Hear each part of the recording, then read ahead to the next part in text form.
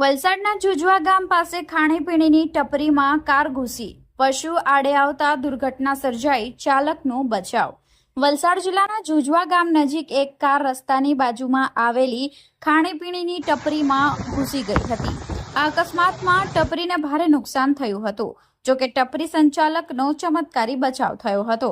પ્રાપ્ત માહિતી અનુસાર કાર ચાલક સામે અચાનક એક પશુ આવી જતા તેણે વાહન પરનો કાબુ ગુમાવ્યો હતો। પરિણામે કાર રસ્તા પરથી ઉતરીને સીધી ટપરીમાં ઘૂસી ગઈ હતી। અકસ્માત બાદ સ્થાનિક લોકો ઘટના સ્થળે દોડી આવ્યા હતા અને બચાવ કામગીરી શરૂ કરી હતી।